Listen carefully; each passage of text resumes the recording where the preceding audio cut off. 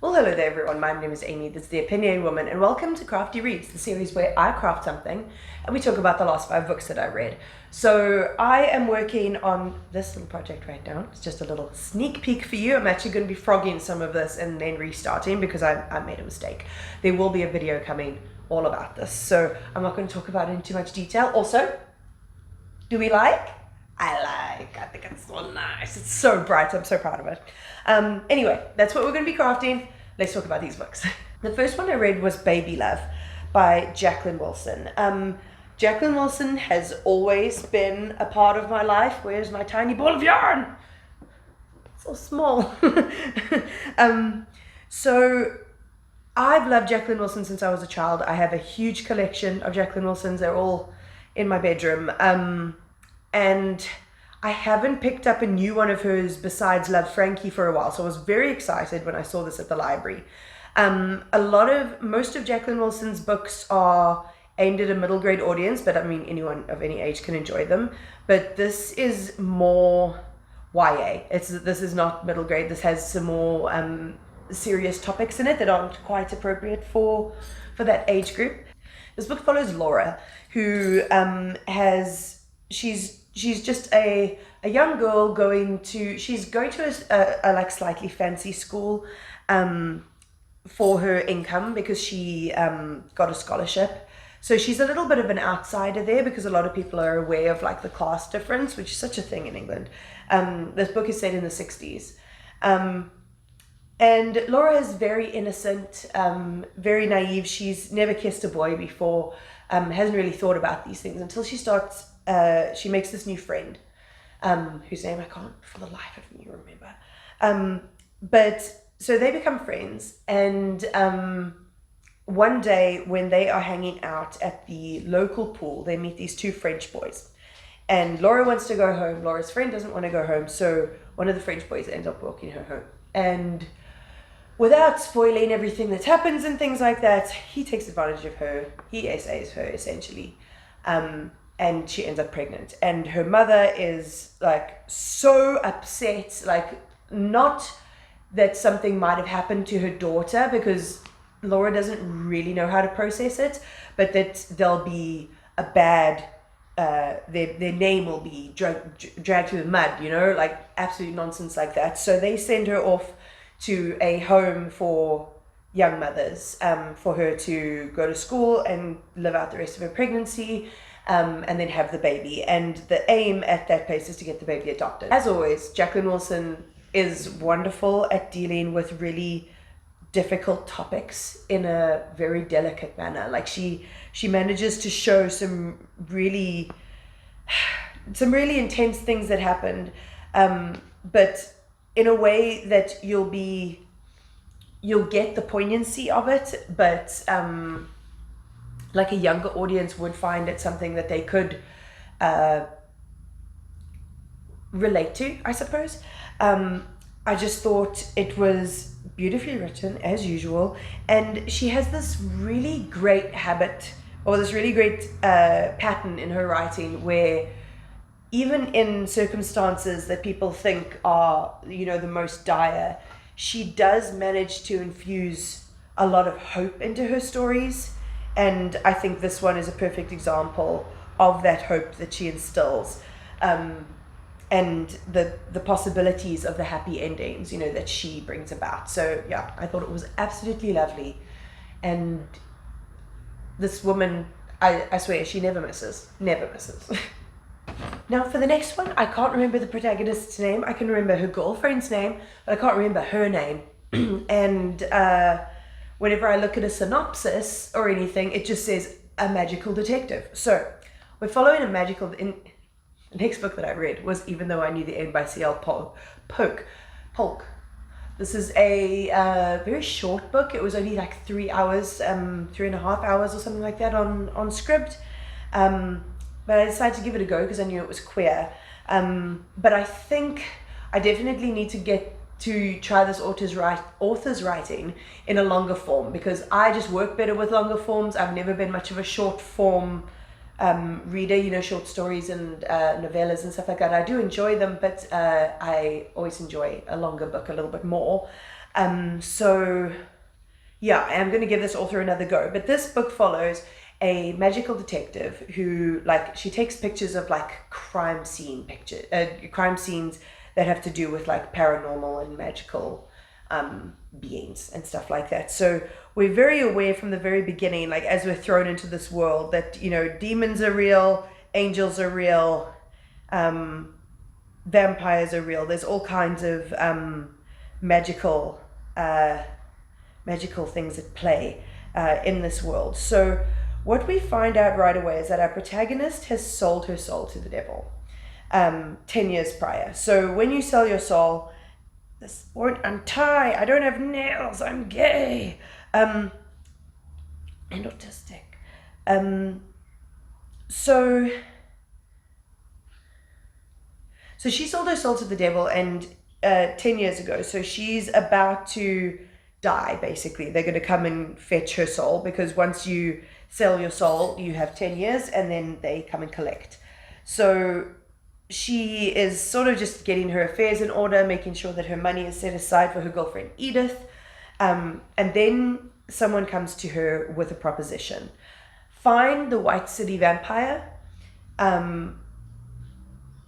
and she can get her soul back. So that's exactly what she does. So this very short book follows her exploits trying to track down this vampire, and she has this creepy, weird angel sidekick along with her.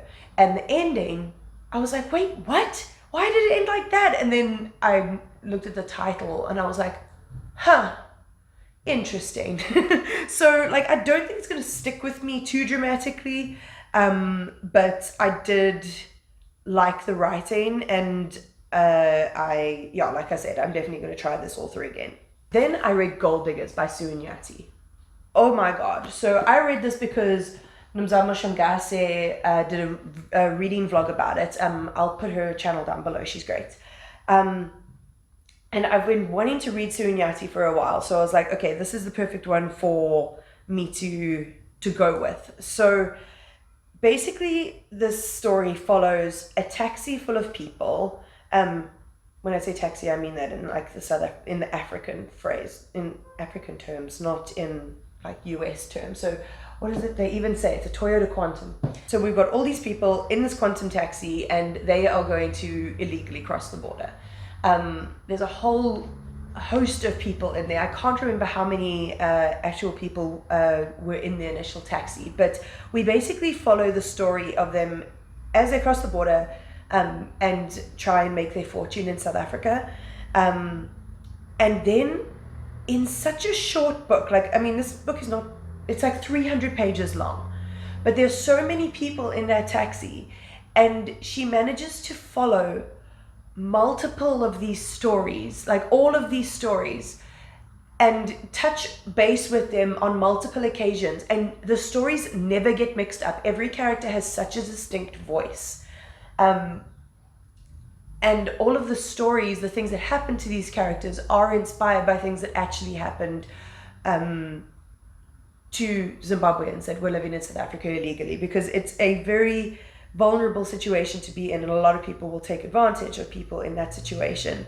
And it's heartbreaking and painful and beautiful, and I loved every second of it.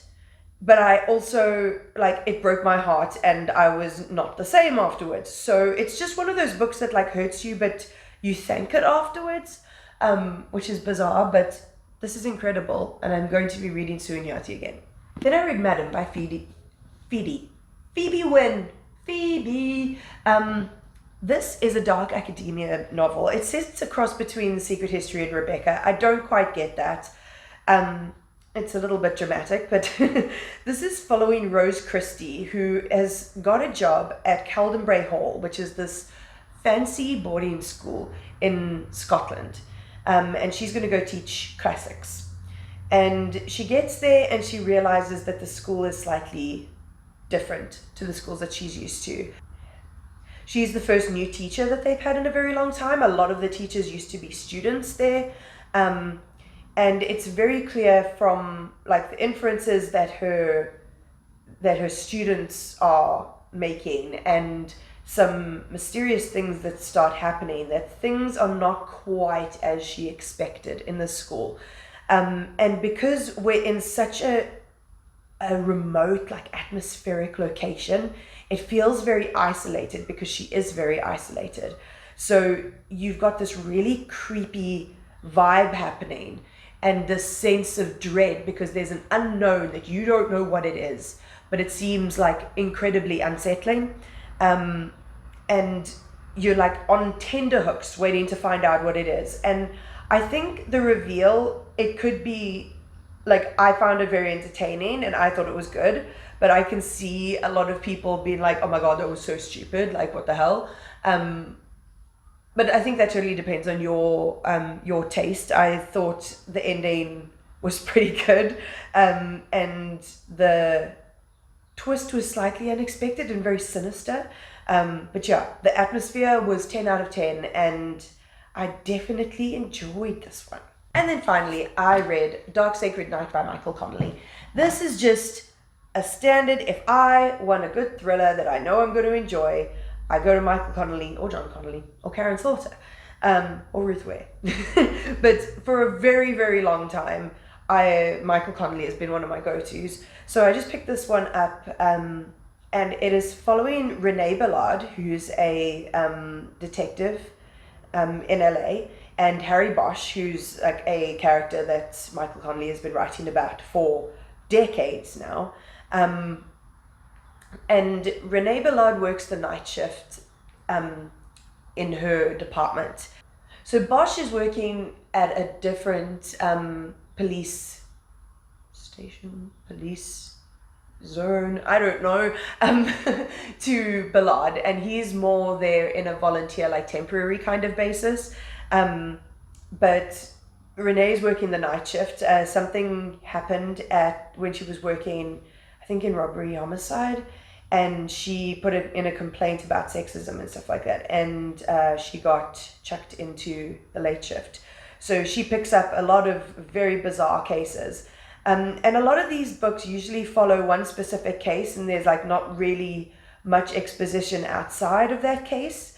But this one, because I didn't actually say. So Renee and Bosch both become interested in the same cold case. So they decide that they're going to work it together. So like they're going to do that in their time off. It's like a little hobby case. So we get the explorations that they're making for this case, though it seems to be kind of slow going and difficult to find out. But at the same time, Bosch has got a case that's going on, and Renee has loads of cases that she keeps on having to work every day while her mind is on this other case at the same time. So I really liked getting those little bits of the different investigations, because like ACAB, obviously, the only cops I like are fictional.